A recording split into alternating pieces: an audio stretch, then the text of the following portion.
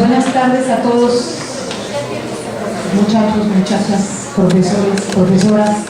Bienvenidos. Estamos a muy buena hora de empezar y de favor les pedimos que pongan sus celulares en vibración para que no interrumpamos. Y les quiero presentar a continuación al padre Rafael Ignacio Rodríguez Jiménez, quien es director del Centro de Formación Humanista y que nos ofrecerá una breve semblanza de nuestro ponente Juan Luis Hernández. Muy buenas tardes.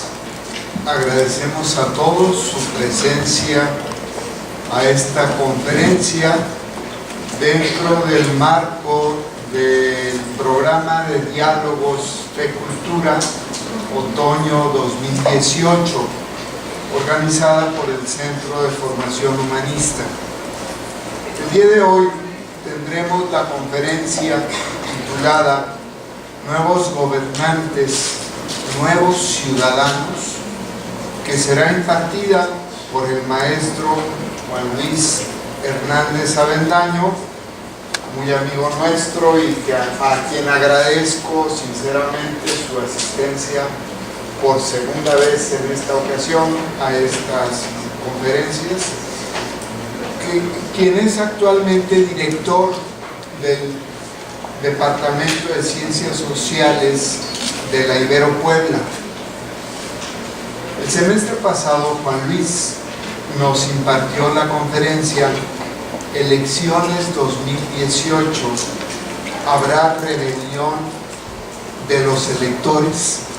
Él me dice que sí hubo, ahora nos va a explicar, en donde nos ofreció una semblanza de los procesos democráticos que se han vivido en otros países y de lo que se estaba viviendo en México a nivel electoral en ese momento coyuntural.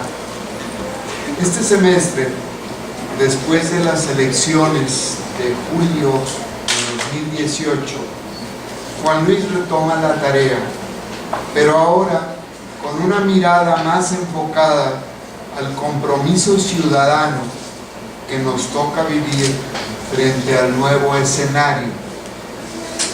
Me permito ahora, a continuación, leer un poquito de su currículum. Juan Luis es politólogo, candidato a doctor en ciencia política por la Universidad Autónoma de Madrid. Es profesor en ciencias políticas desde 1995 y durante 2 décadas ha sido funcionario educativo en las universidades jesuitas de México, buscando responder con la educación a los desafíos de la realidad. Coordinó la carrera de Ciencias Políticas y Administración Pública en la Ibero Ciudad de México y fue director general académico de la Ibero Puebla, donde también fue rector interino.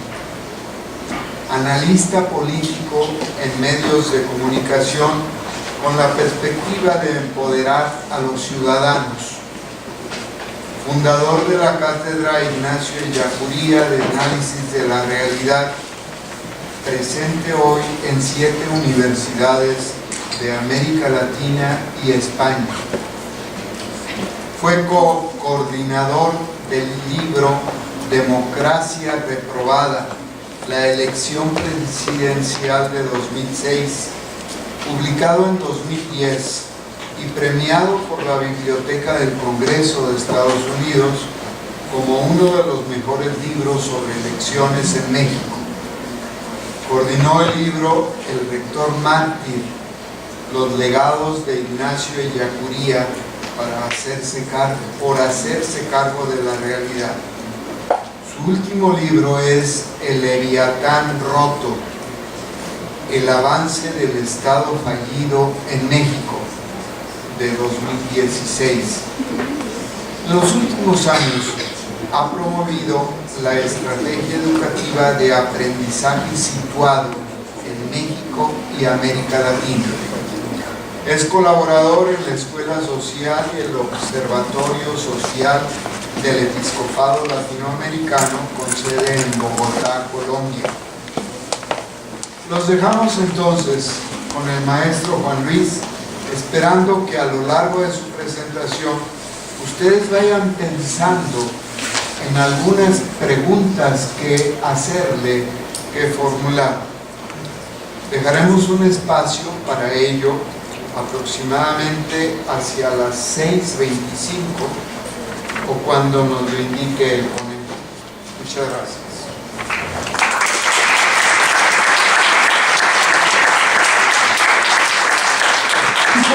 Hay mucha escalera, entonces los invitamos a que se sienten en la escalera. Ustedes que están jovencitos.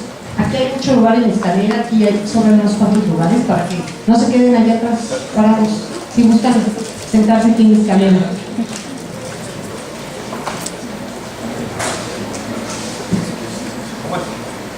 Bien, buenas tardes a todos. Me da mucho gusto estar por segunda vez en una diferencia de seguramente 5 meses en torno a cómo pensamos juntos, cómo vamos pensando juntos lo que está pasando en nuestro país y cómo cada uno de los que estamos aquí presentes, junto con otros, vamos también haciendo prácticas sociales, prácticas económicas, prácticas religiosas y o simbólicas de cara a lo que vamos pensando. Como universitarios me parece que estamos invitados a hacer praxis, reflexión, acción, reflexión. Este es un espacio de reflexión, pero ojalá después de este espacio de reflexión hagamos, y todos podemos hacer, en nuestra casa, en nuestro barrio, con nuestros compañeros, en algún trabajo que tengamos, todos podemos hacer. Y yo quisiera en ese sentido animar esta pregunta. ¿Hay nuevos gobiernos? ¿Hay nuevos ciudadanos? Eso es lo que me ha inquietado después del proceso electoral y espero que de acá surjan algunas cosas interesantes, insisto, para hacer praxis. Voy a dividir mi exposición en 3 momentos. El primer momento es compartirles algunos datos que nos arrojó el tsunami 1 de julio y que nos da una pauta no solo para hacernos la pregunta ¿qué fue lo que pasó?, sino también ¿por qué pasó lo que pasó? En un segundo momento voy a compartir con ustedes algunas fotografías del momento en que está nuestro país, particularmente aquellos procesos que evidentemente no se movieron con la elección del 1 de julio. Es decir, ahí están, nos están acompañando.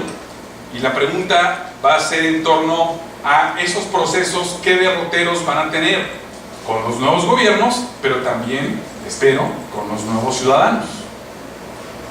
Y tercero, voy a compartirles algunas pautas de praxis ciudadana que desde mi punto de vista valdría la pena reforzar para quien ya los usa, los tiene, pero para invitar a quienes aún no hacen praxis ciudadana a que lo hagamos. Cometeríamos un error garrafal, dejar a las nuevas autoridades solas, como ha sido el estilo de los mexicanos las últimas décadas. Yo espero y deseo que después del 1 de julio algo hayamos aprendido todos, y espero compartir algunos aprendizajes al menos vistos. Vamos a ver, ¿qué estuvo en juego el 1 de julio? Ni más ni menos que la elección más grande en la historia de nuestro país, porque hubo muchas elecciones concurrentes. Ni más ni menos que estuvieron en juego 18.299 cargos federales y locales. Elegimos los mexicanos muchos cargos a nivel nacional, a nivel estatal y sobre todo a nivel municipal. Ojalá caigamos en la cuenta, con lo que vamos a ir planteando, que uno de los gobiernos más débiles, probablemente el eslabón más débil del Estado mexicano, el municipio, es el que más elegimos, es el que más hubo en este proceso electoral que decidir. Y un reto y un desafío para todos es fortalecer los gobiernos locales. Y eso no solo se hace con dinero, se hace con muchas prácticas ciudadanas. Ahora lo voy a compartir.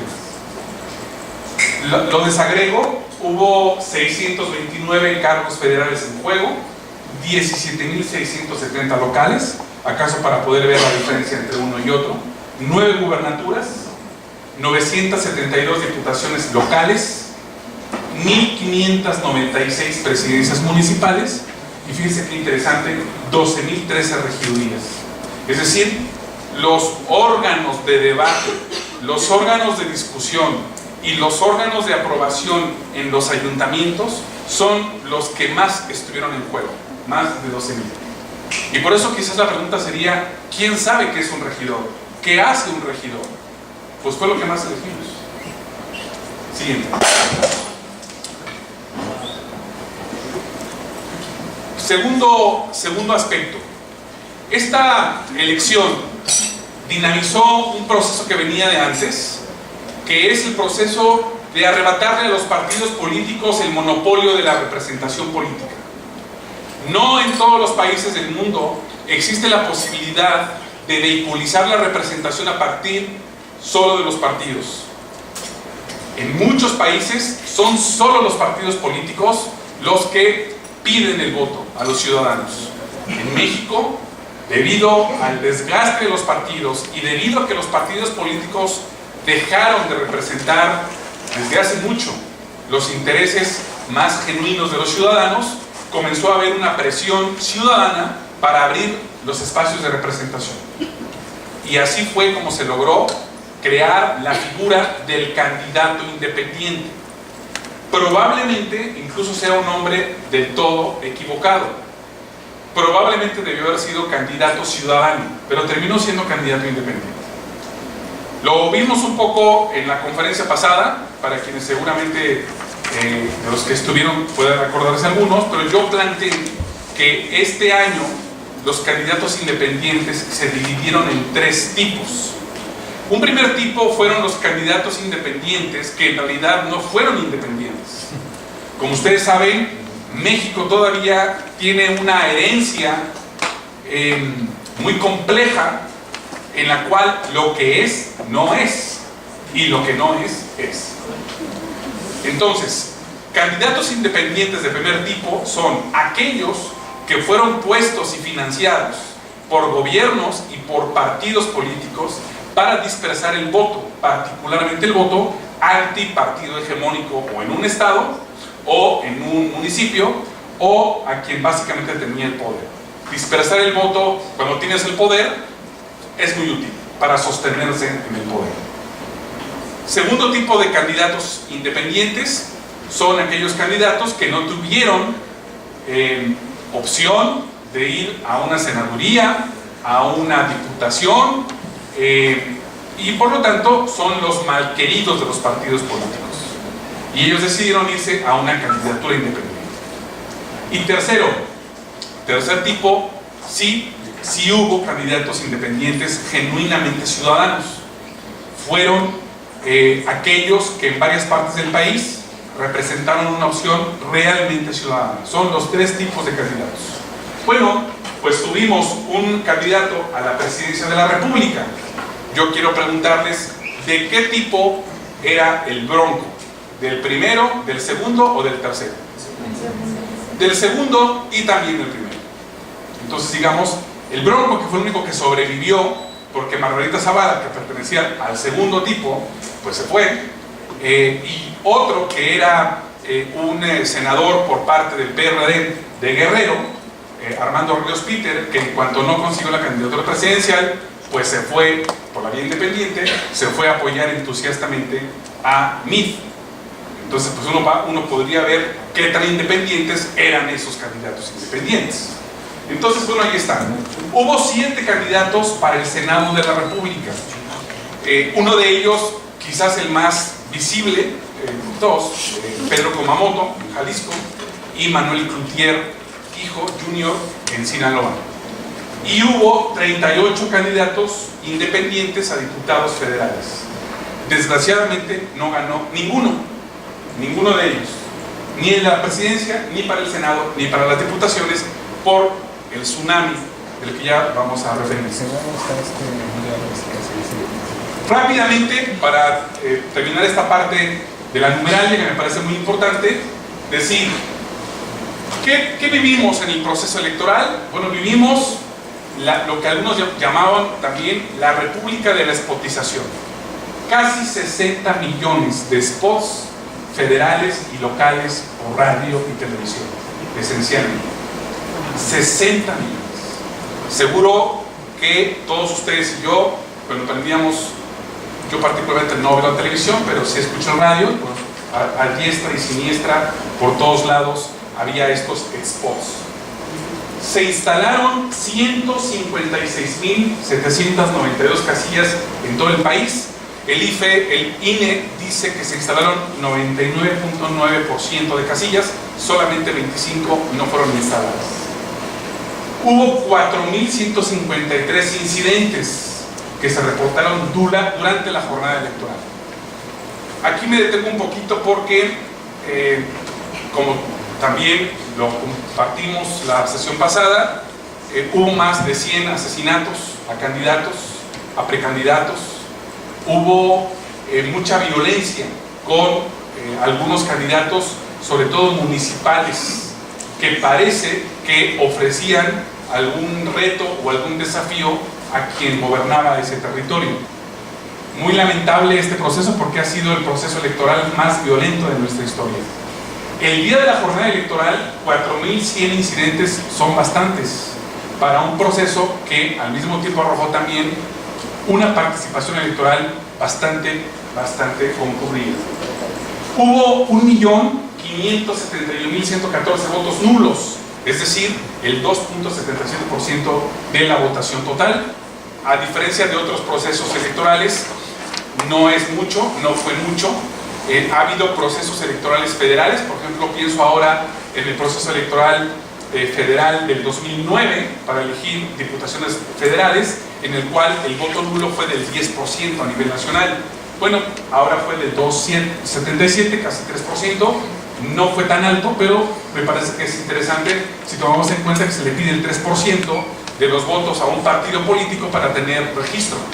Entonces, bueno, pues casi el voto nulo tiene registro nacional. ¿Cuántos votamos? ¿Cuántos votamos en el país? Votamos el 63.4% del padrón electoral.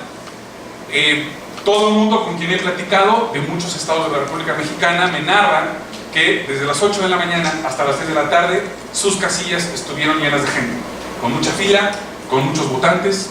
Fue una experiencia muy interesante porque fue una experiencia en la cual claramente la gente salió a votar, casi 3/4 partes, interesante. Y los datos, aunque creo que ya nos lo sabemos, simplemente los recuerdo: Andrés Manuel 53.2, Anaya 22.3, José Antonio Meade 16.4 y el Bronco 5.2. Politológicamente hablando, ¿qué tendríamos que decir? Nunca en la historia de México había habido una elección presidencial con estos datos. Nunca en la historia de México había habido una distancia de 30 puntos entre el primero y el segundo lugar en elecciones competidas. Es decir, cuando ya teníamos, sobre todo después del 88, más partidos. Obviamente, cuando el PRI gobernaba este país durante las 7 décadas, sobre todo 6 décadas primeras, pues evidentemente ganaban con muchos porcentajes porque no había oposición. Y quizás un último dato interesante para ustedes sería el siguiente: México y Colombia, hasta antes del 1 de julio, eran los únicos dos países en América Latina que no habían elegido gobiernos de izquierda. Durante los últimos 20 años, en América Latina se eligió algún tipo de gobierno de izquierda, y mucho más atrás, algunos países como Chile, por ejemplo, en 1970 eligió a un gobierno de izquierda, en aquella época Salvador Allende.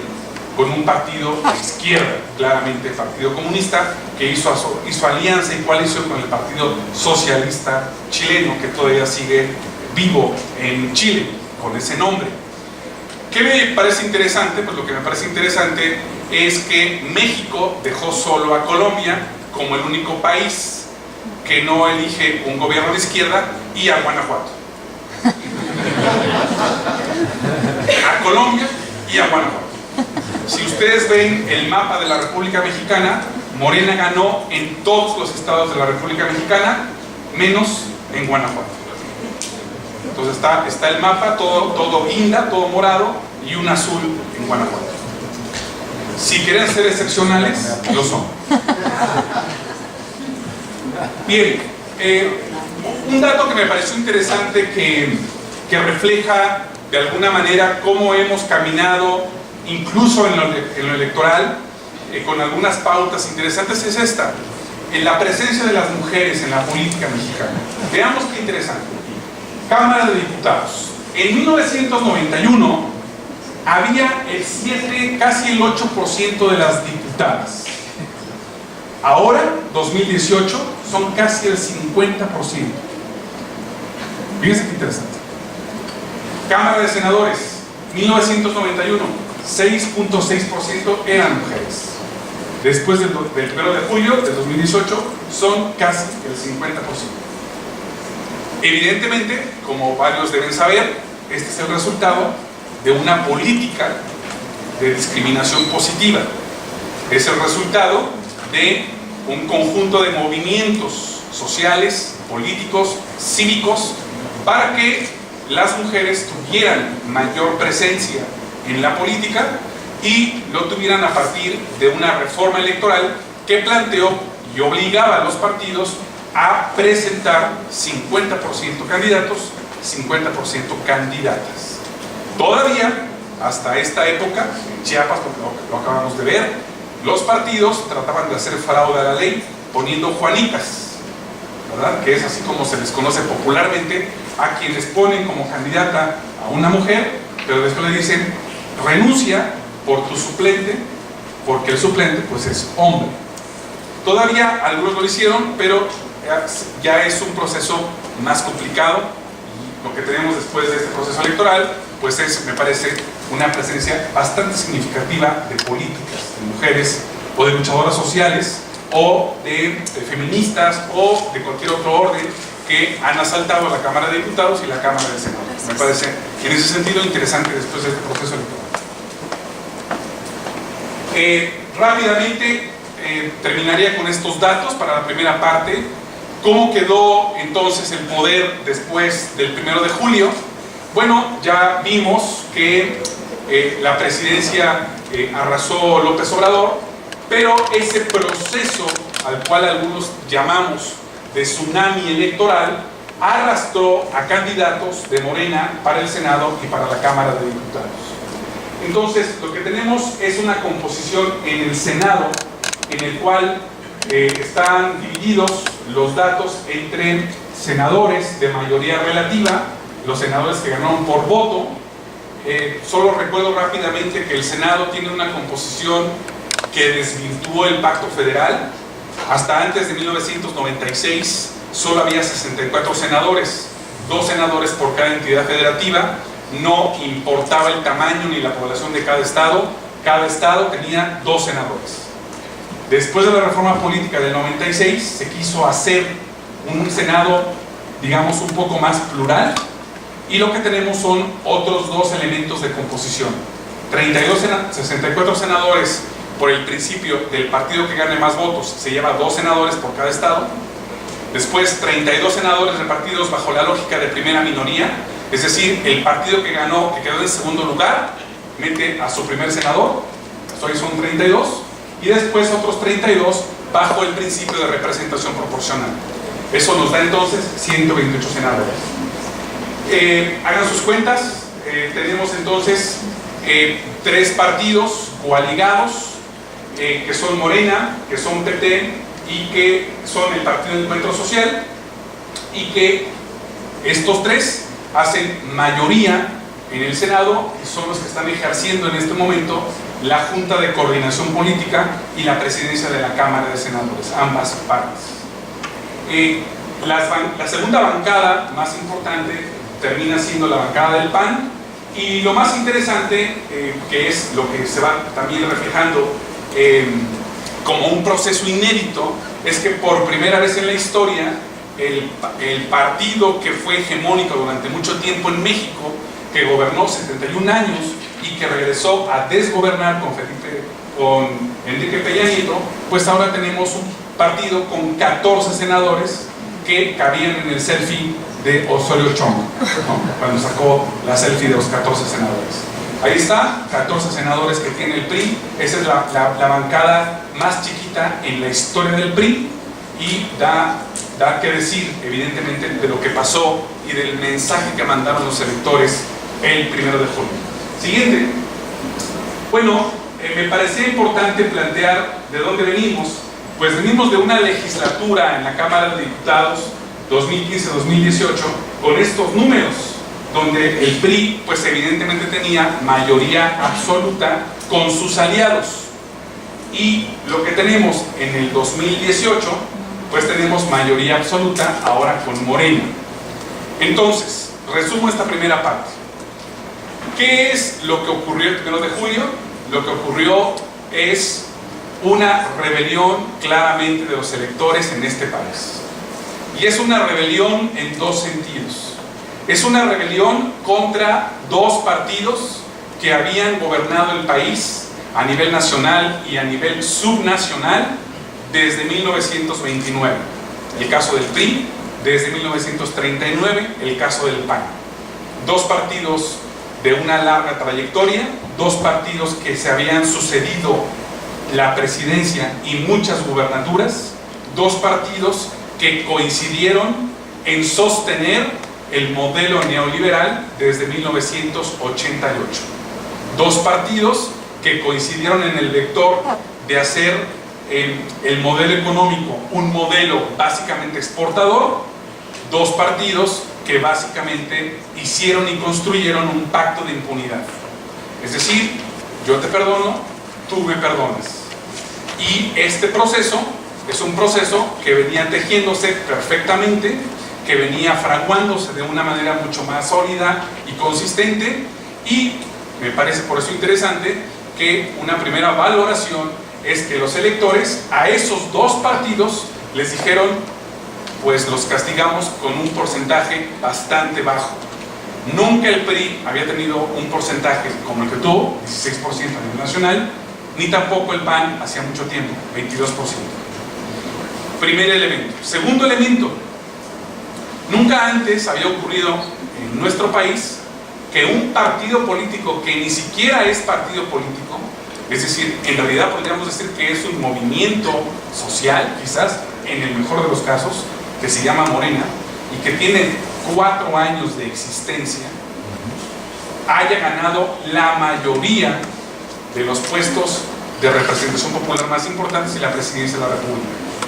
La última vez que un partido tuvo la presidencia, el dominio de la Cámara de Diputados y el dominio de la Cámara de Senadores fue José López Portillo, hace 40 años, en esa dimensión, cuando no había oposición, cuando no existía oposición, solo estaba el PRI. Entonces, lo que quiero decir es que lo que acaba de ocurrir con una contienda como la que tuvimos, con 60 millones de spots, con guerra sucia, con toneladas de guerra sucia, en la cual básicamente los partidos gastaron casi 200 millones de pesos en guerra sucia, en contratar bots y en contratar guerra sucia. Con todo y esto, lo interesante es que un partido que no es partido ganó una posición hegemónica en el país con algo que me parece muy interesante. Contra todos los pronósticos, contra todas las estrategias, incluso de los empresarios más poderosos de México, que obligaban a Peña Nieto a que bajara a MIF para que hubiera una alianza PRI-PAN con Anaya, para evitar que ganara López Obrador. Es decir, me parece muy interesante que todas las estrategias que hicieron quienes tenían poder económico y poder mediático no pudieran con exactamente el poder de los electores, que eso es lo que me parece más interesante. Entonces, yo diría hasta aquí, primera cosa, ¿qué pasó y por qué pasó lo que pasó? Bueno, diríamos, ¿qué pasó? Un hecho inédito. Se elige por vez primera un gobierno de izquierda, se elige por vez primera a un candidato que había sido puesto sobre la picota en el sentido de, pues, esto va a ser Venezuela. Si gana al día siguiente de la elección, se va a caer el país. Al día siguiente van a salir miles de millones de dólares de las reservas. Al día siguiente se van a ir muchos de los comunicadores que dijeron que se iban a ir. No sé si hasta que llegue este programa de Toño Esquinca, no sé si llega hasta acá, pero en la Ciudad de México uno de los programas más escuchados es de un personaje que se llama Toño Esquinca, que dijo que si ganaba López Obrador, él se iba de México. Al día siguiente dijo, perdón, no es cierto, lo dije, pero no. Entonces a continuación comenzaron muchos, perdón, no, yo no quise decir eso. Entonces vaya, qué interesante. Como que después del 1 de julio hemos vivido fenómenos que antes no habíamos vivido, entre ellos justamente, bueno, lo de Venezuela pues todavía está por verse, ¿verdad? Pero entonces, ¿qué me llama la atención de todo esto? Pues me llama la atención que 52 millones de votantes tuvieron que discutir muchas cosas y poco más de 30 millones de votantes pues parece que no le hicieron caso a los 200 millones de pesos invertidos en guerra sucia. Eso me pareció interesante, muy interesante. Es decir, que mucha gente fue en esta ocasión poco apanicada, en la mayor parte del país, con sus excepciones. Primera parte. Segunda parte, bien, ya hay gobiernos electos. La mayor parte de estos gobiernos, evidentemente, con una gran responsabilidad porque hay muchas expectativas. Segundo momento de la conferencia. ¿Dónde estamos los mexicanos parados? ¿Qué procesos tenemos? ¿Los nuevos gobiernos entienden dónde estamos parados? ¿Los nuevos gobiernos van a poder hacer algo con lo que tenemos? Con lo que voy a compartirles, que no se ha movido con la elección del 1 de julio, porque nosotros lo que hicimos fue elegir no cambiar los procesos, a menos que evidentemente estemos claros que varios de nosotros estamos caminando para cambiar ciertos procesos con los alcances que tiene cada quien. Entonces, vamos a ver. Te paro. Síguele. Yo te digo. Ahí.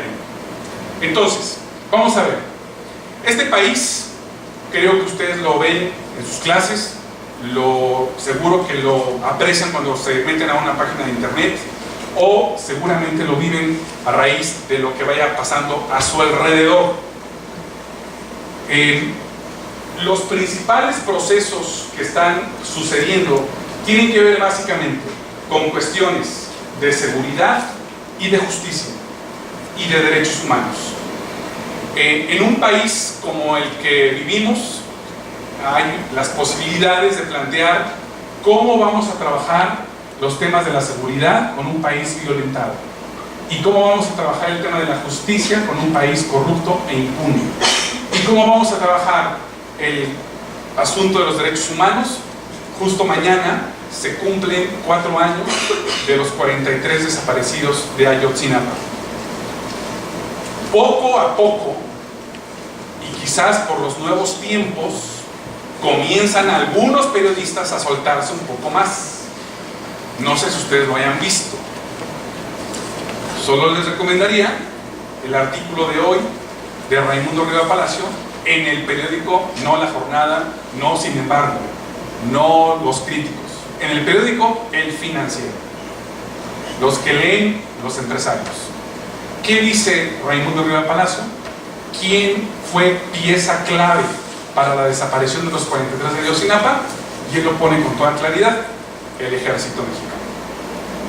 Lean el artículo, es un artículo bien documentado, muy bien documentado, y también para quien quiera saber un poco más de lo que pasó en Ayotzinapa, hay un libro de Anabel Hernández que se llama La verdadera noche de Iguala, que los va a acercar a lo que pudo haber pasado. En un país como el nuestro, en ese sentido, hay, me parece, estas agendas que me parecen realmente importantes. Del lado derecho, territorio y bienes naturales. Nuestro país es uno de los países que más bienes territoriales tiene: bosques, maderas, agua, minerales. Y es justamente lo que está en juego en este tiempo. ¿Quién se lo lleva? ¿Quién tiene el control de esos territorios? ¿Quién tiene la regulación? ¿Quién tiene la concesión de esos bienes? ¿Cómo la consiguió? Creo que en ese sentido hay muchas discusiones sobre eso. Siguiente: democracia, derechos civiles y políticos y libertad de expresión. En México tiene el récord de ser el país más peligroso para hacer periodismo de investigación. No para leer noticias, para hacer periodismo de investigación. En este sexenio de Peña Nieto hubo más de 100 periodistas asesinados, la mayoría de gobiernos locales. ¿Quién los defendió? ¿Quién los protegió? Ni la fiscalía que crearon para proteger a los periodistas funcionó. Ética y cultura. Uno de los aspectos que me parecen más relevantes es lo que ha pasado en este país en términos de convicciones éticas, en términos de lo que significa la ética para nosotros. Algunos dicen que el mundo vive una crisis económica, algunos otros dicen que vivimos una crisis ambiental. Yo pienso en realidad que vivimos una crisis de ética, una crisis en la cual son cada vez menos los que piensan que la ética puede servirnos para vivir o puede servirnos para hacer sociedad, y por eso estamos como estamos. Yo pienso que en ese sentido, los que estamos en una universidad como esta, una universidad de la Compañía de Jesús, me parece que tenemos una misión civilizatoria. Necesitamos recuperar el bien público, y eso solo se recupera con la convicción ética. Y finalmente está la pregunta sobre los derechos sociales en este país, muy violentados, muy complicados incluso de identificar. Con este paraguas planteo básicamente algunos elementos en los cuales los nuevos gobiernos y los nuevos ciudadanos, si es que hay, si es que salieron, si es que existen, vamos a poder leer esta realidad. La realidad en torno a la crisis civilizatoria, esencialmente concentrada en algunos aspectos. Rescato los siguientes: la catástrofe ecológica provocada básicamente por la contradicción capital-naturaleza. En cada una de estas, yo les pediría, jóvenes, colegas, yo les pediría en cada uno de estos elementos, cada quien vaya descubriendo qué acción, qué praxis ciudadana podría hacer en cada uno de estos ejes. Creo que está suficientemente estudiado este problema en torno a cómo el modelo económico está básicamente sustentado en la depredación, está básicamente sustentado en que la tierra, dicen algunos, parece que nos duraría para siempre, y en realidad, como hemos visto, no es así. Capital, naturaleza. La situación de guerra permanente, la situación de conflicto permanente que estamos viviendo en el mundo, en México y en nuestros territorios. Y evidentemente un contexto de economía, de la incertidumbre y de la desigualdad. México es de los países que ofrece una mayor desigualdad y una mayor persistencia de la pobreza. México es de los países en los cuales las brechas salariales son amplias. México es de los países en donde los ricos son muy ricos y los pobres son muy pobres. Y ya Aristóteles lo decía en el siglo III antes de Cristo: sociedades desiguales, sociedades violentas. El país es un ejemplo perfecto de cuando tenemos amplia inequidad. Amplia inequidad, expansión de la violencia. Siguiente. Te detengo. ¿Sigue? Sí.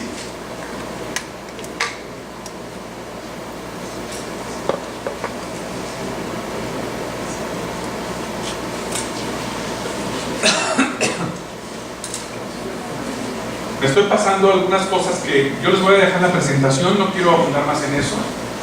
Quiero concentrarme en 3 problemas. Aquí. Me quiero concentrar en 2 procesos que vamos a ver, que vamos a analizar y que el país va a agitarse un poco. México está ofreciendo algunos datos, recupero 3 datos. Algunas fuentes dicen que tenemos más de 32,000 desaparecidos. Otra fuente plantea que tenemos más de 40,000. No importa que nos peleemos por los ceros. Tenemos un país de miles de desaparecidos. Yo venía leyendo ahora que en Puebla desaparecieron de enero para acá 2,000 personas. De enero a septiembre en la ciudad de Puebla, la mayoría de la zona capital. 2,000 personas desaparecidas. Primer dato. Segundo dato. Ayer ofreció un dato el Senado de la República. El 80% de los municipios están controlados por algún cártel de la droga. El 80% de los municipios está controlado por algún cártel de la droga. Tercer dato. 200,000 muertos los últimos 2 sexenios. Como si tuviéramos una guerra civil. Bien, cedí yo ayer. Me equivoqué en mi gobierno. La política de prohibición, la política prohibicionista de drogas, no funciona. ¿Qué hemos tenido sostenidamente los últimos 30 años?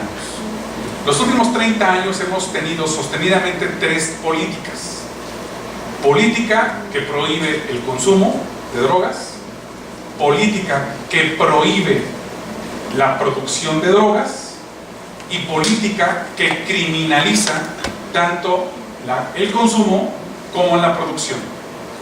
Resultado después de 30 años, más muertes, más consumo, más armas, más cárteles. Es decir, lo que tenemos es evidencias de que la política de prohibición es una política que nos ha dejado desaparecidos, muertos, violación sistemática de derechos humanos y, por si fuera poco además, el ejército haciendo de policía en las calles, junto con la marina. Bien, ¿qué va a pasar? Lo que va a pasar es que las universidades tendríamos que hacer algo más que ver, tendríamos que analizar y tendríamos que analizar política pública y tendríamos que empezar a meternos a la discusión que ya están teniendo en algunos lugares. Por ejemplo, la posibilidad de que el nuevo gobierno legalice marihuana y legalice amapola para fines medicinales. La posibilidad de que muevan la política de la Secretaría de Seguridad Pública a la Secretaría de Salud. La política de que tengamos otro tipo de medidas y de políticas frente a lo que ha ocurrido los últimos sexenios. ¿Eso va a ser mejor? Nadie lo sabe. Pero lo que tenemos que discutir es eso, política pública. Lo que tenemos que discutir es qué ha ocurrido con lo que se ha hecho los últimos años y por qué no ha resultado y por qué tenemos esta crisis humanitaria en México. Eso es lo que tendríamos que plantear. Pero lo que quiero decir es que por primera vez en 30 años parece que sí se van a mover las políticas hacia otro lado. Entonces, ¿estamos listos para esta discusión? Siguiente. Ya no me detengo en el inefable exgobernador de Coahuila. Siguiente. Me detengo entonces en el problema, en el segundo elemento que iba a plantear, que es la presencia del crimen organizado. Ustedes y yo estamos viviendo en un espacio-tiempo que no tuvieron nuestros padres ni nuestros abuelos cuando tenían nuestra edad. Nosotros, ustedes y yo, estamos viviendo un tiempo que ojalá no hubiera llegado, pero está aquí. Y es el tiempo del Estado fallido en muchas partes de México. Y también, no le tengamos miedo a esta palabra, del narcoestado en muchas partes de México. Esto es así porque se dejó crecer, porque hubo una época en que el Estado mexicano controlaba a los narcotraficantes, les asignaba las rutas de trasiego a Estados Unidos y ellos evidentemente sacaban el provecho de ese negocio, pero el Estado tenía el control de los cárteles. Desde 85 para acá comenzó a gestarse la independencia de los cárteles, y hoy lo que tenemos es que los cárteles particularmente están poniendo gobiernos locales y no sabemos todavía hasta dónde más tienen esa influencia. Pero ojo, eso tiene evidentemente un proceso de reversión, tiene un proceso de enfrentamiento. En muchas partes de México, lo que yo he visto recorriendo mi país, lo que yo he visto es que hay muchos ciudadanos que con todo y miedo han decidido enfrentar a los cárteles y los han sacado de algunos municipios. Han perdido muchas vidas, mucha gente ha perdido su familia, sus hijos en este proceso, y por eso hay mucha gente que dice: ya no tengo nada que perder. Lo que les estoy diciendo es que ustedes y yo, después de un proceso electoral como el que hemos vivido, pues realmente el gran desafío es quién va a gobernar el país, quién está gobernando el país, quién decide las reglas del juego en el territorio donde vivimos. Y yo esto lo explico y lo señalo y lo planteo claramente en cualquier lado, y créanme que puede que sea peligroso para mí que lo estoy diciendo, sobre todo en algunos lugares, pero yo pienso que este país no puede vivir permanentemente en el miedo, y no puede vivir del miedo, porque mucha gente en este país lo está dejando a un lado, o está siendo valiente con todo y miedo. Y creo que ese es uno de los aprendizajes más importantes con el crimen organizado, tratando de gobernarnos en nuestros territorios y tratando de hacer nuestra vida una vida difícil con los otros negocios, porque desgraciadamente la mayor parte de los cárteles ya no solo se dedican al trasiego de drogas, o ni siquiera muchos de ellos a eso. Ahora los otros negocios son el huachicol. Guanajuato y Puebla nos unimos con el tema del huachicol, con el tema de la extorsión, con el tema del secuestro, con el tema de la desaparición forzada.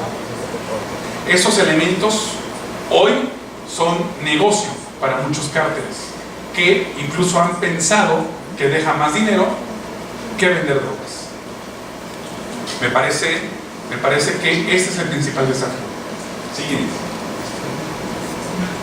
Bueno, ya planteaba ahí, rápidamente lo señalo con precisión: 80% de las presidencias municipales controladas por el narcotráfico, con una policía al servicio del crimen, 15 cárteles en expansión, con amplias ramificaciones violentas que trastocan la gobernabilidad en varios estados, y luchas a sangre y fuego por el control territorial. Básicamente este es un informe que salió el día de ayer Es una comisión que se hizo en el Senado de la República, salió ayer, se lo sugiero leerlo, porque me parece que arroja muchos datos para Guanajuato y para Puebla particularmente. Sí. Antes. Siguiente. Siguiente. Bien. Diría un elemento adicional de los que me parece van a estar en discusión, en gran discusión, que es qué hacer con, qué va a pasar con algunas de las políticas de las reformas estructurales que hizo Peña Nieto, particularmente tres: la reforma educativa, la reforma energética y la reforma fiscal. De estas tres, lo que aparece con claros elementos de verificación es que la reforma energética se va a sostener en sus principales afluentes, que son seguir licitando campos, áreas de comercialización o de extracción para capital mexicano y o extranjero. Creo que no van a echarlo para atrás. Parece que los indicios son básicamente en ese sentido, solo que lo que van a buscar es tratar de hacer que México sea más autosustentable en la generación de gasolina propia y en la generación de energía eléctrica. Si bien no lograr la soberanía energética, sí aumentar las posibilidades de tener más recursos propios energéticos y no depender esencialmente de Estados Unidos. Me parece que es lo que se puede advertir. Dos, reforma educativa. Lo que se está planteando básicamente es derogarla como está, es decir, hacer la evaluación vinculatoria con los profesores. ¿Y qué se va a hacer? Lo que arrojan algunas reuniones que he tenido oportunidad de ver, apreciar y que me han comentado algunos maestros, es que se va a hacer una nueva ley educativa, una nueva ley general de educación, particularmente con la intervención de los maestros, particularmente con la intervención de los maestros. La evaluación va a seguir, pero parece que va a tener otros propósitos y parece que va a haber distintos tipos de evaluaciones, sobre todo a nivel regional. Tercer tipo, reforma fiscal. En la reforma fiscal se aprecia que va a buscar el nuevo gobierno ampliar la base gravable, particularmente hacia quienes tienen mayores ingresos, particularmente las grandes empresas. Y ahí se va, digamos, a mover algo que se ha movido muy poco en México. México es de los países de América Latina que recaudan por porcentaje de PIB muy poco. Es de los países que recaudan poco y es de los países que tienen una política fiscal de terror, básicamente a un porcentaje pequeño de la población, que es la clase media, esencialmente. Los de abajo, los que ganan menos de 4 salarios mínimos, no pagan impuestos, ni tampoco los de arriba, básicamente la clase media. Entonces es ahí, digamos, donde está concentrada la política del SAT, y es lo que hizo básicamente Peña Nieto en ese sentido.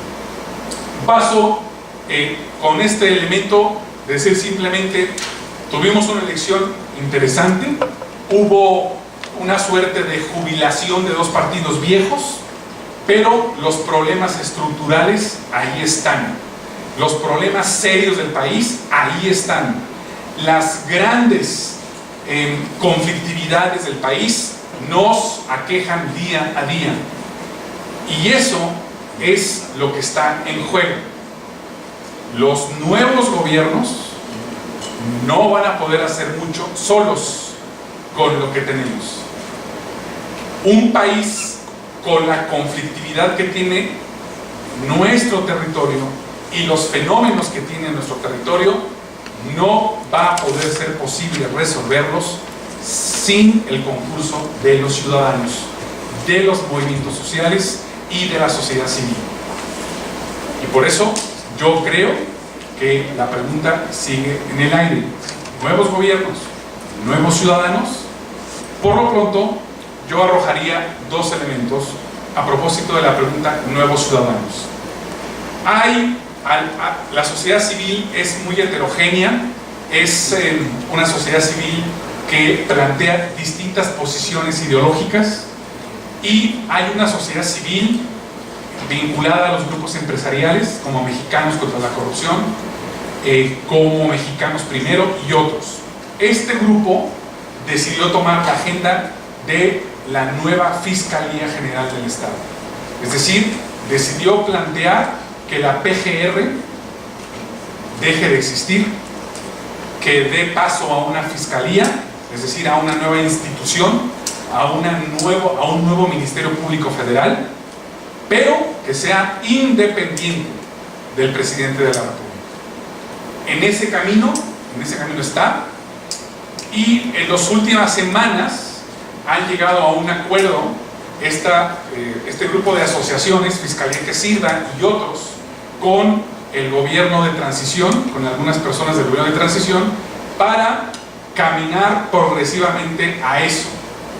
Por lo pronto, lo que se va a plantear, por lo pronto el acuerdo al que ha llegado es a consensuar una ley orgánica de la Fiscalía General del Estado que plantearía, hoy justamente en la mañana también se decía eso, que plantearía algo que ha estado un poco en duda.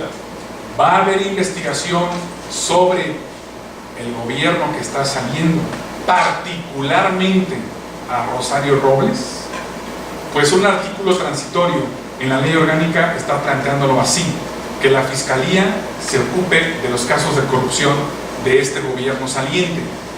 Yo he dicho a varios medios de comunicación que de nada habrá o habría servido este cambio formal que se ha hecho si no hay una investigación seria al gobierno saliente, particularmente a ciertos iconos de la corrupción como Rosario Robles, como Gerardo Ruiz Sacristán, secretario de Comunicaciones y Transportes, y evidentemente la burbuja cercana a Enrique Peña Nieto.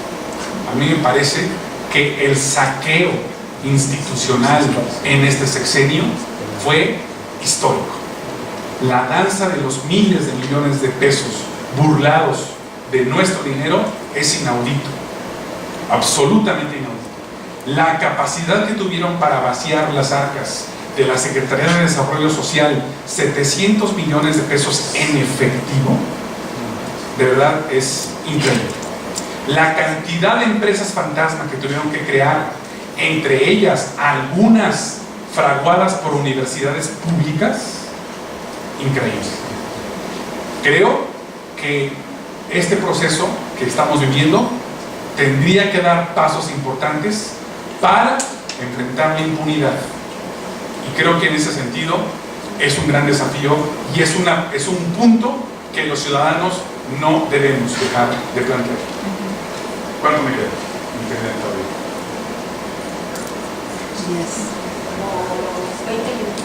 Muy bien. Voy entonces a el tercer punto. En eso me quiero detener un poco más. ¿Por dónde caminamos? ¿Por dónde ejercemos nuestra inteligencia universitaria? ¿Por dónde abrimos espacios de acción, de reflexión y de esperanza? ¿Por dónde nuestras capacidades privilegiadas al ser universitarios, por dónde podrían ejemplificar que hubo un cambio? Pero este cambio ni siquiera me estoy refiriendo al que ocurrió con los nuevos gobiernos, ni con el nuevo partido, ni con los nuevos que llegaron a la Cámara de Senadores y Cámara de Diputados. Me estoy refiriendo a lo que hicimos los ciudadanos. Los ciudadanos, la mayoría de los ciudadanos, el 1 de julio dio un manotazo en el tablero electoral. Los partidos no se lo esperaban. Créanme, cuando los ciudadanos le quitamos el poder a un partido, le quitamos el negocio. Cuando un partido deja de gobernar una presidencia municipal, un gobierno estatal o una presidencia de la República, está dejando miles de millones de pesos en lo que supone hacer negocio con esa posición. Créanme, quitarles el gobierno a los partidos o a los grupos políticos o a las familias, créanme, quitarles el poder les duele, y les duele mucho. Y por eso lo que hicieron los ciudadanos el 1 de julio, quitarles el poder a muchos, fue muy importante. Pero no para decir los que vienen son mejores, porque eso no lo sabemos. Lo que estamos diciendo es que los que tuvieron la oportunidad de gobernar bien no lo hicieron. Y lo que estamos diciendo es, como no lo hiciste, te vas y te quito de lo que te estaba gustando, tener mucho dinero. Pero nada más quiero poner un ejemplo de lo que puede pasar en términos concretos. Puebla. No crean que ustedes son la excepción. La otra excepción del 1 de julio fue Puebla. Fue el único estado que presentó condiciones de gran fraude electoral. Fue el único estado en donde 70 casillas fueron baleadas. Hubo 5 muertos. Se robaron urnas. A la vieja usanza. Nada más que ocurrió un caso interesante.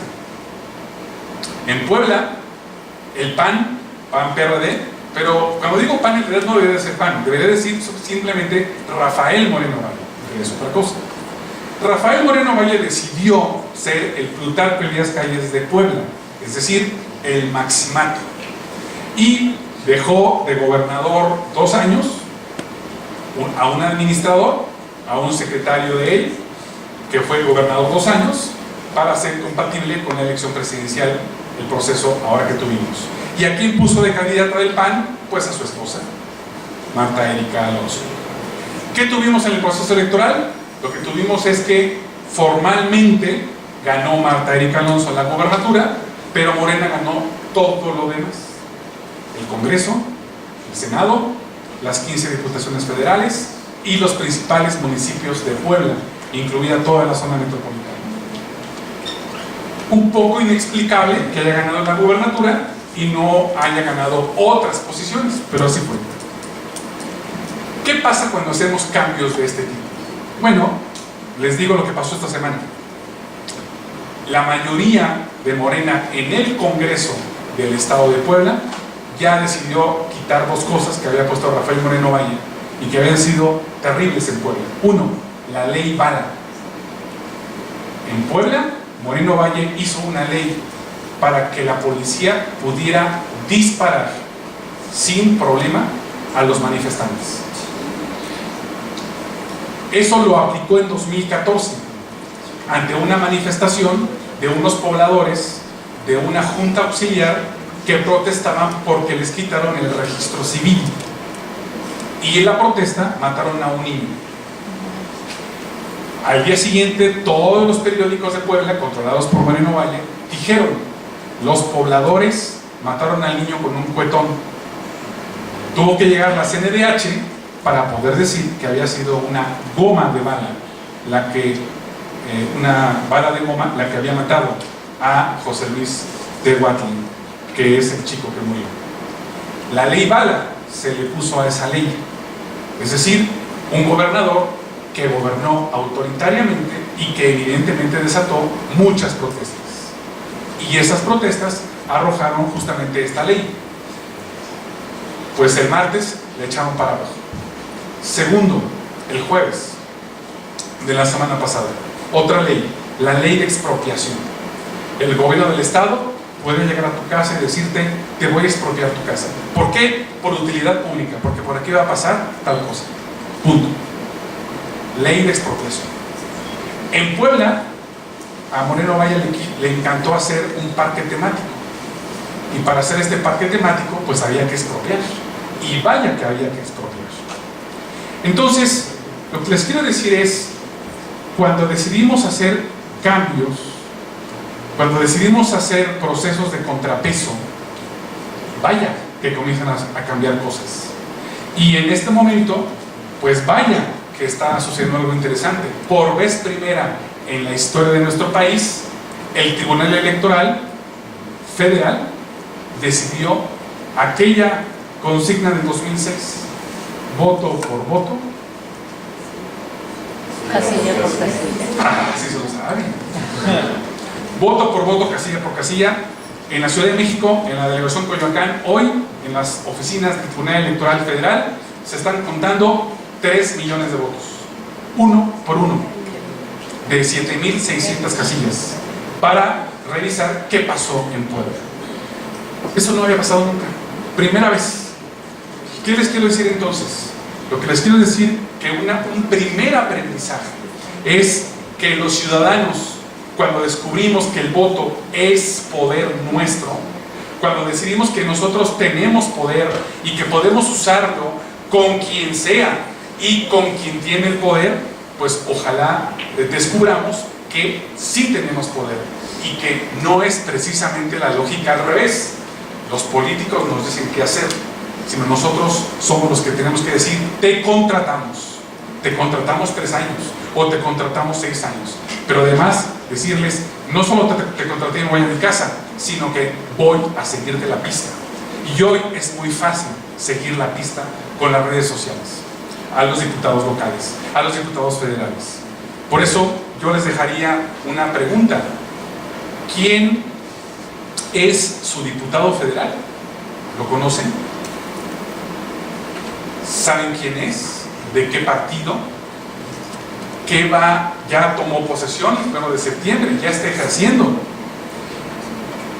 ¿Quiénes son sus autoridades locales? ¿Quiénes los están representando a nivel local? ¿Quiénes los van a representar a nivel federal? Hay que seguirles la pista, no hay que dejarlos. Si hay algo que hacen los norteamericanos, los estadounidenses, es justamente eso: persiguen todos los días a sus representantes. Y hoy es más fácil con las redes sociales, con Twitter, con Facebook, es más fácil. Entonces yo les diría un primer elemento: los mexicanos descubrimos, muchos, que el voto puede ser un instrumento de castigo, un instrumento de premio, un instrumento de incentivos. Pero también no solo es eso, es la posibilidad de mandar el mensaje adecuado a la clase política local y nacional. Los ciudadanos hoy somos distintos a lo que había antes. Yo hace rato les dije: nuestros papás y nuestros abuelos no vivieron un México violentado como el de ahora, pero nuestros papás y nuestros abuelos vivían, la mayoría, en calidad de súbditos. Hoy cada vez hay más ciudadanos. Hoy hay cada vez más chavos y chavas que son capaces de crear iniciativas sociales, cívicas y políticas. Cada vez más, cosa que no ocurría antes. Eso quiere decir que hoy tenemos una sociedad civil más grande, más expandida, más organizada, más profesionalizada, más informada.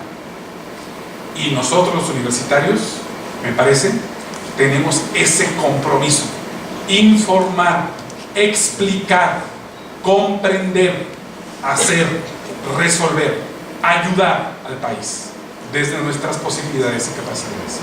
Voy cerrando con 2 ideas últimas. Sí, siguiente, te detengo.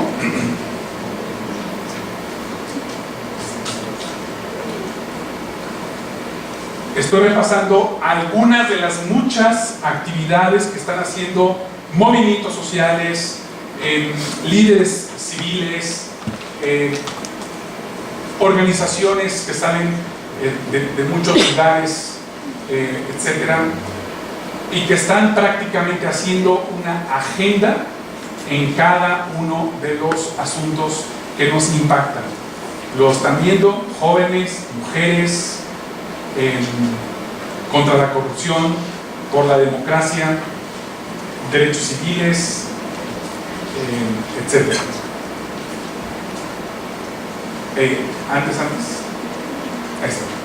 Entonces voy terminando con esta pregunta: ¿hacia dónde dirigir nuestra acción cotidiana y la acción colectiva? Permítanme plantearles tres ideas tres acciones que yo he podido apreciar, particularmente de jóvenes, dado que aquí está la mayoría de este segmento tan importante de la sociedad mexicana. Primero, cada uno de ustedes piense en qué le puede ayudar a este país la carrera en la cual ustedes están estudiando. La carrera en la cual ustedes están estudiando, ¿qué creatividad tiene? ¿Qué innovación tiene? ¿O qué nuevas ideas tiene para resolver los problemas de este país? ¿Pequeños o más grandes? ¿Hay alguna APP interesante que hayan creado con algún problema que tengamos en la ciudad, en el barrio? ¿Una APP? Porque ahí hay un despliegue cada vez más amplio de nuevas aplicaciones sobre movilidad, contra la corrupción, para seguir a un político, a mi diputado local. Es decir, ¿cómo estamos los universitarios ofreciendo nuestro conocimiento a los problemas que tiene el país?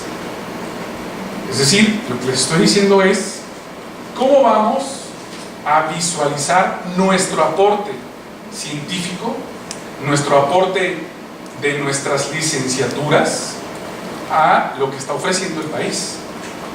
Algo tendrá que decir nuestra carrera de diseño, de economía, de derecho, de relaciones internacionales, o las que estén aquí presentes, o de ingeniería. Creo que sobre eso cada vez hay más despliegues de posibilidades. Yo diría, ahí cada quien, incluso ahora si alguien quiere tomar la palabra a continuación, nos puede decir ¿qué están haciendo? ¿O solo están mirando? ¿O no están mirando? Sería terrible. 2.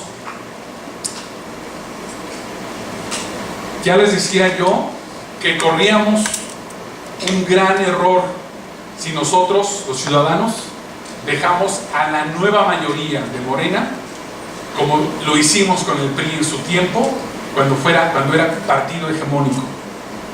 Corremos un grave riesgo si a continuación volvemos otra vez a nuestra condición de súbditos. Las que usted diga, señor presidente. ¿Qué horas son las que usted diga, señor presidente? Me parece que los tiempos ya no dan para eso. La nueva mayoría tiene una gran responsabilidad por ser mayoría, y nosotros tenemos que exigir, y tenemos que exigirle. Y en ese sentido, nuestro papel como sociedad civil, como ciudadanos, tiene que ser la de presionar a la clase política, la de generar iniciativas y propuestas, la de plantear acciones, como ya vimos aquí y se han planteado en ese sentido. No dejar que los políticos otra vez se queden solos. La política es tan importante que no podemos dejarla a la acción de los políticos. Yo quiero recuperar y recordarles, la política no es lo que hacen los políticos. La política es el cuidado del bien público. La política es el cuidado del lugar donde vivimos. Hagan política. Hagamos política. No dejemos que los políticos hagan caquistocracia. Tercera idea. Todos somos consumidores. Vivimos la época del capitalismo voraz. Vivimos la época en la que prácticamente a todos nos han dicho compra y luego vas a existir. En este contexto de una gran desigualdad en el país, vuelvo a animar a que nuestro consumo distribuya nuestra compra. Nuestro consumo no esté concentrado, porque nuestro consumo es también una variable para concentrar la riqueza o para distribuir la riqueza. ¿A quién le compramos? ¿Qué grandes empresas y qué grandes transnacionales son los que nos tienen agarrados? ¿A quiénes empodero, a quién decido darle mi dinero, quién es el beneficiario de mi compra. El consumo hoy es principalmente la variable que explica tanto la concentración como la distribución. Veamos cada uno de nosotros cómo está nuestra mecánica de la compra, de nuestro consumo. Pienso, jóvenes, colegas, pienso que afortunadamente todos podemos hacer algo por este país y todos podemos orientar nuestras acciones hacia pequeñas agendas locales, de ciudadanía o estatales o nacionales en las que nos encontremos. Pero lo más importante que yo quería compartirles es que no dejemos pasar esta oportunidad. Esta es una coyuntura. El país se va a mover. Se va a mover. Y el país nos requiere movidos, movilizados, no espectadores, no apáticos, no, como decían los griegos, idiotas. Es decir, no preocupados por el bien público, que es como llamaban ellos a los idiotas. No preocupados por el bien público, no preocupados por la ciudad en la que nos encontramos. Aprovechemos esta coyuntura. Se va a mover el país. ¿Cómo queremos que se mueva? ¿Hacia dónde queremos que se mueva? Ojalá se mueva en la dirección en la cual nosotros podamos intervenir. En pequeñas cosas, en grandes cosas. No lo sé. Cada quien tiene esa respuesta. Por último, universitarios, colegas de la Ibero, yo estoy en la Ibero Puebla, yo creo que nuestras universidades, a diferencia de otras universidades, tienen mucho más que aportar. Tienen una filosofía educativa que pueden aportar mucho más que lo que hacen otras universidades. Yo creo que esta universidad podría aprovechar esta coyuntura para insertarse en ser un líder de opinión, en ser un líder de conocimiento y en ser un actor que vincule a otros actores y que construya y se construya agenda pública. Nosotros en Puebla lo hicimos. Nosotros, desde la Ibero Puebla, decidimos meternos a la agenda pública, local y estatal y nacional, con distintos procesos. Y créanme, han resultado por demás interesantes. Solo menciono 3. Fuimos la primera universidad que creamos una maestría en gestión de empresas de economía social en el país. Cuando la creamos, en 2009, algunas universidades nos decían: ¿qué es eso de economía social? ¿Qué es eso? Bueno, de ahí surgió un laboratorio de innovación en economía social.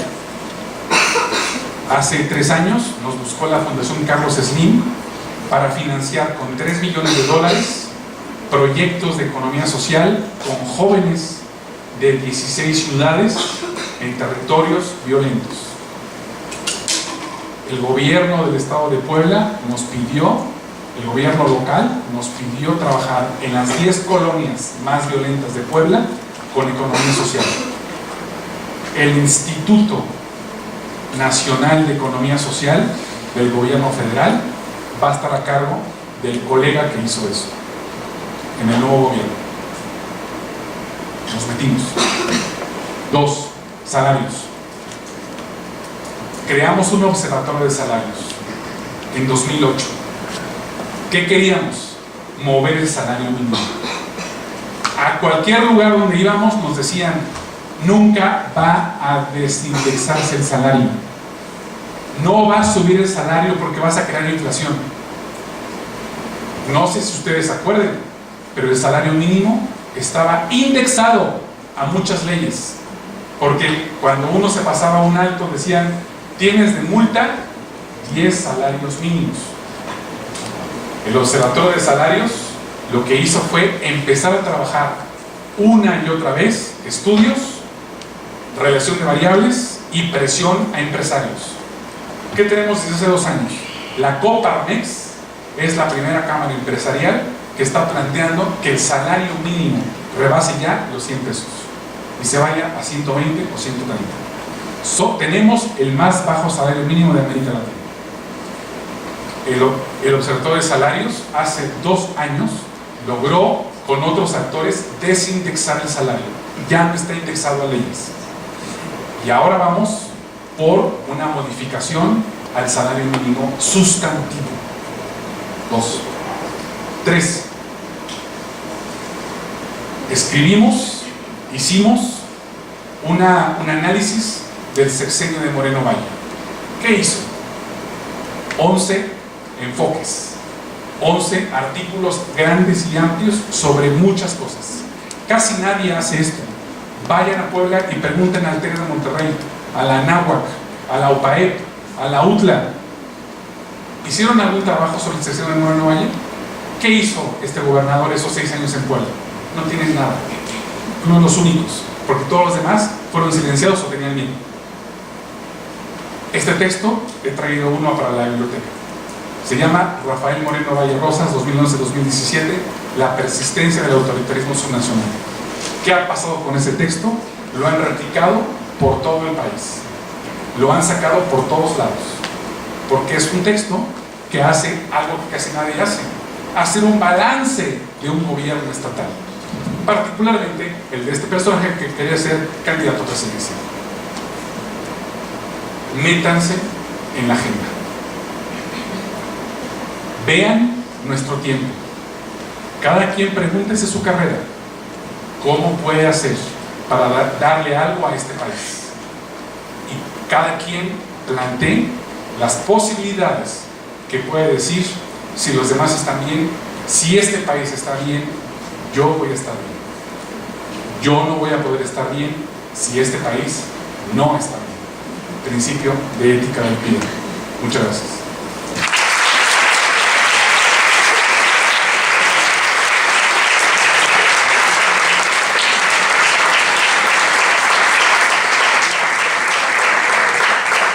Pues ahora pasamos unos minutos a las preguntas. ¿Alguien quisiera hacer una pregunta?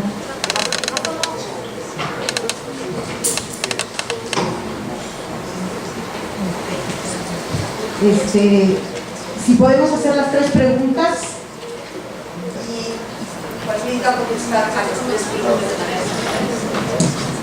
Usted menciona que hay que estudiar los riesgos y posibilidades sobre la regulación de... ¿Tu nombre? Ana García, estudio Relaciones Internacionales, quinto semestre. Usted menciona que hay que estudiar los riesgos y posibilidades sobre la regulación de drogas, pero ya existen países en Latinoamérica y en Europa que han regularizado las drogas, y hay estudios que muestran asimismo la disminución de la violencia y la recaudación de impuestos. Sabiendo que el narcotráfico es el que controla los precios, el reclutamiento y la salubridad sobre estas drogas, y se vale de ese dinero para hacer el huachicol, el tráfico de armas, ¿qué es lo que se tiene que estudiar? Pasamos a la segunda pregunta. Bueno, sobre el título que se llama Nuevos Gobiernos, Nuevos Ciudadanos, a mí me da la impresión de que de alguna manera, al hacer esta pregunta, se está pensando en que son grupos homogéneos, tanto el nuevo gobierno como los ciudadanos. De alguna manera, cuando vemos el nuevo gobierno, sí obtuvo la mayoría, con 30 millones de votos, pero según las mismas cifras que usted está manejando, está cerca del 40% de votos nulos y no votantes. De alguna forma, en cuanto a los ciudadanos, no es grupo homogéneo, pero por otro lado, usted mencionó que es un gobierno de izquierda, pero si vemos a Alfonso Romo, en sus escritos de hace 10 años, alababa profundamente al régimen de Augusto Pinochet. ¿No será que dentro de las fortalezas efectivamente hay una unidad en torno a una persona que es el nuevo presidente? ¿Y no será que para aumentar las fortalezas de este proceso se tenga de alguna manera que convencer a los nuevos y no votantes como para poder hacer un proyecto de largo alcance, no nomás en un sexenio? Su nombre y Soy Jesús Bata, soy profesor de Economía Internacional en la carrera de Relaciones Internacionales. Buenas tardes, soy Daniel Zúñiga, soy profesor del Centro de Formación Humanista y Centro de Formación Social, y más bien una solicitud, una reflexión respecto a la candidatura del SNI en este proceso electoral que no se ha abordado en esta plática. Por un lado, ¿cómo ves tú la relación, la posible relación, si es una proyección entre el gobierno entrante y los movimientos de resistencia y de autonomía campesina e indígena en este país? Muchas gracias. Empezaría por esta tercera pregunta. Veamos qué ha ocurrido en otras partes de América Latina cuando llega un gobierno de izquierda que más o menos tiene una agenda, digamos, que trata de recuperar algunas cosas de la izquierda histórica y algunas cosas de la izquierda social, particularmente con respecto a los pueblos indígenas. Como seguramente saben, particularmente Bolivia, Ecuador, lograron tener en los últimos años gobiernos que plantearon cambios constitucionales que incluso supuso incorporar algunos aspectos antropológicos de los pueblos aymaras, de los pueblos quechuas y otros grupos indígenas. De hecho, el único presidente indio de América Latina sigue siendo Evo Morales. Hay, digamos, una suerte de vehiculización de algunas cosas de la agenda de los movimientos indígenas en América Latina, pero al mismo tiempo también muchos sectores, particularmente aquellos que están orientados a defender territorio y agua, no la llevan tan bien con esos gobiernos. Yo pienso que López Obrador, como muchos otros presidentes de América Latina de izquierda en ese sentido, no tienen las condiciones para cambiar muy pronto, muy rápido, el modelo neoliberal. El modelo neoliberal tiene por lo menos 30 años, digamos, muy sólido. Cambiar eso, además en un contexto global neoliberal, es muy complicado. Lo que han hecho algunos gobiernos de izquierda en el mundo, latinoamericanos o europeos, es hacerle algunos ajustes. Yo pienso, creo que algunos movimientos campesinos, indígenas, que están sobre todo defendiendo territorio, que están en la línea, por ejemplo, incluso de recuperar soberanía alimentaria, o que están en la línea de enfrentar a Monsanto y algunas otras transnacionales, yo creo que no van a tener toda la agenda consigo. Es decir, no creo que el gobierno en estos 6 años tome su agenda y la luche. Pienso que van a agarrar 2 o 3, pero no toda. Entonces yo pienso que va a seguir, digamos, una suerte de movilización, de presión, y creo que en todo caso, creo que puede haber una mejor interlocución. Creo que van a sentarse a la mesa, creo. Pero todo lo que la agenda que tienen estos grupos tiene ya desde mucho tiempo, pues evidentemente la veo muy complicado que se resuelva muy pronto. Pero yo sí creo, sí hay una propuesta, se la escuché al que va a estar en la Secretaría de Agricultura, sí hay apuestas hacia la soberanía alimentaria.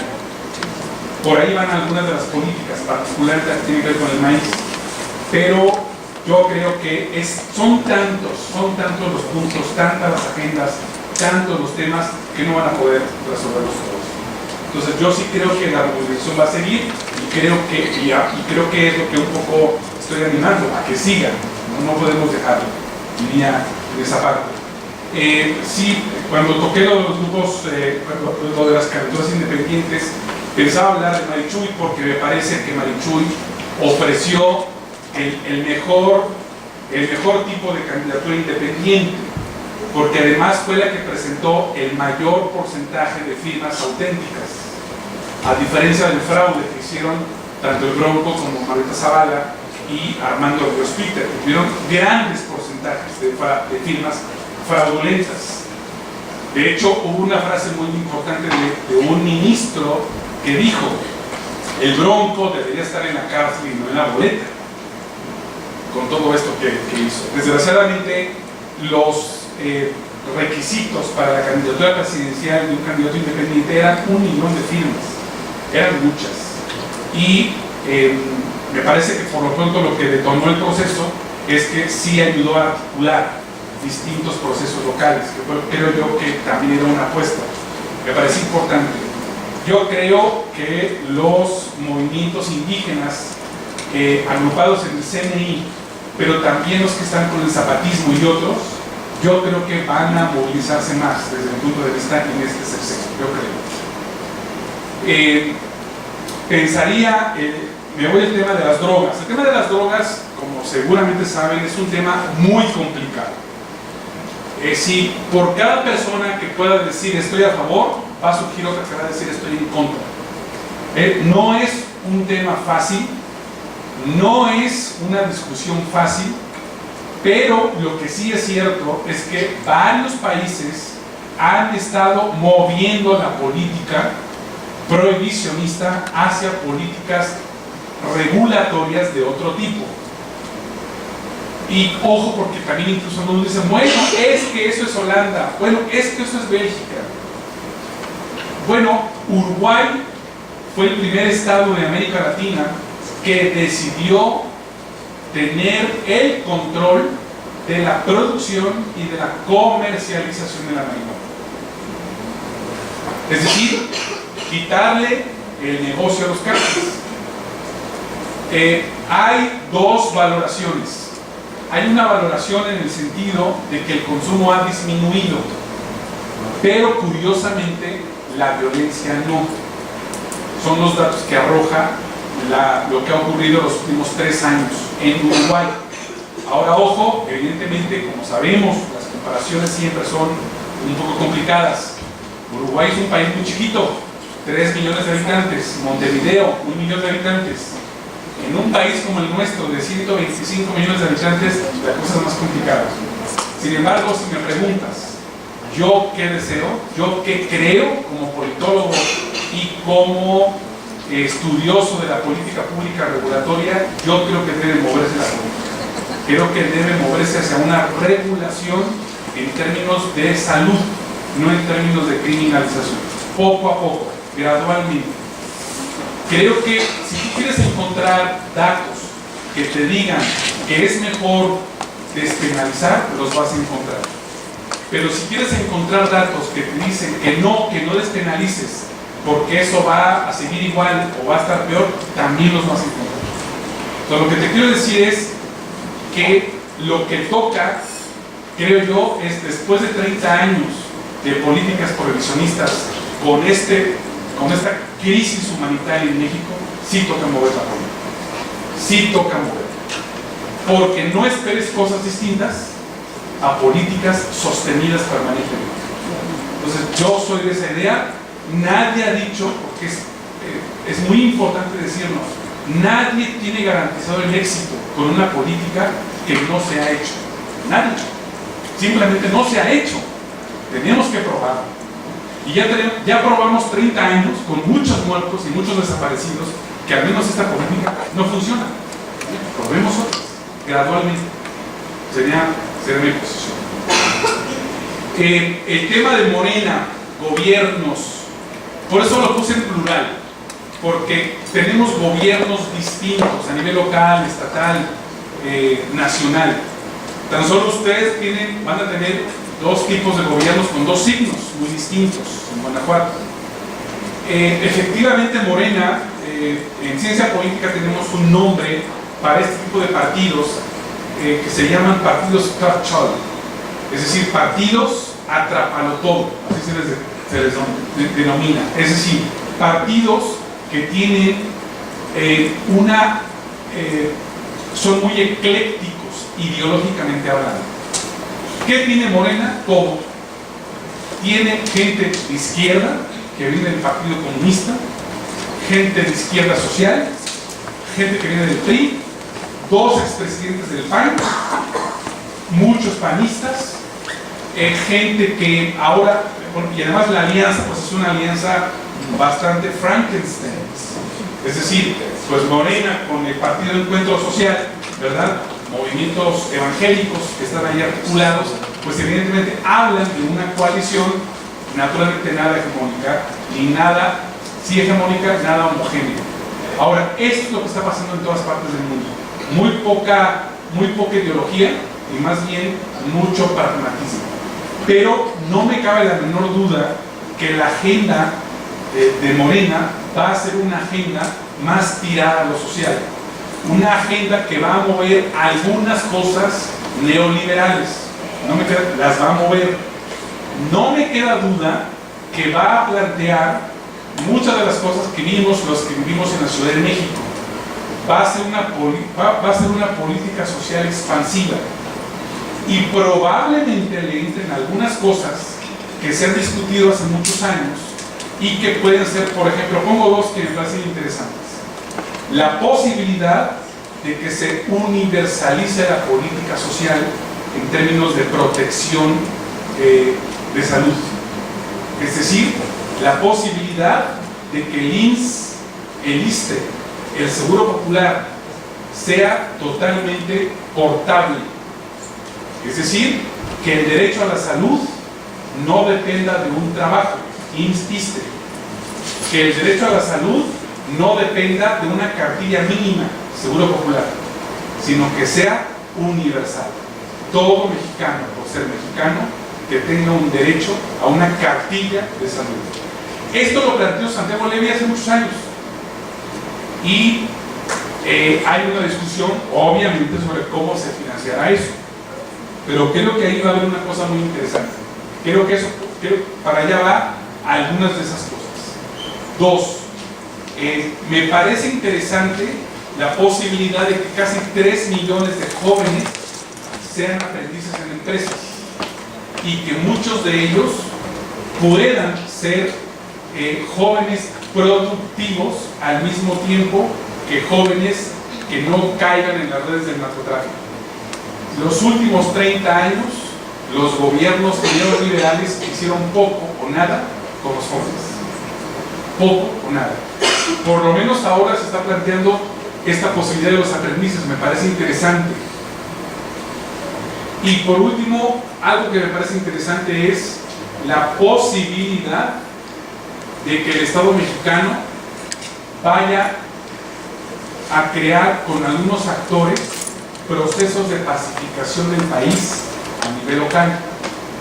He estado en contacto con algunos de quienes lo van a hacer desde Gobernación y parece interesante por cuanto que van a requerir a muchos mexicanos y a muchas mexicanas para este gran proceso que es pacificar al país.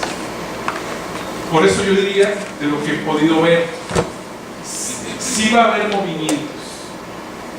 Obviamente esos movimientos están en la lógica, están en el proceso de bajarle sobre todo a la violencia.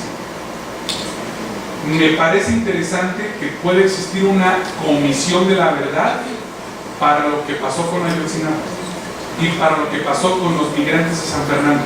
¿Se acordarán algunos de esos?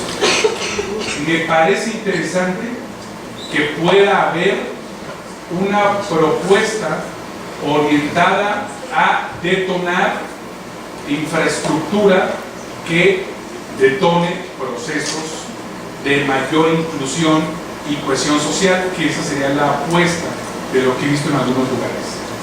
No obstante, repito, si nosotros dejamos que solo ellos propongan, estaremos en un error.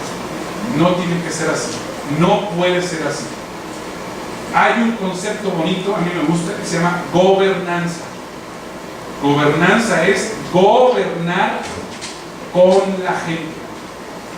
Y eso implica que la gente, los ciudadanos, estemos informados y estemos actuando, estemos haciendo con el gobierno. Y eso es cambiar el chip, cambiar la mentalidad de que son los gobiernos los que se quedan solos resolviendo problemas. No van a poder. Este país tiene problemas muy agudos, muy grandes, son muchos. No van a poder. Qué bueno que no puedan, porque como dijo en un spot, ni Obama lo podría hacer. Obama entró con muchas expectativas al gobierno. Fue 8 años presidente y dijo que una de las cosas que iba a hacer es cerrar Guantánamo. ¿Se acordarán? Dijo que iba a cerrar Guantánamo. Pasaron 8 años. Nunca pudo cerrar Guantánamo. Ni Obama.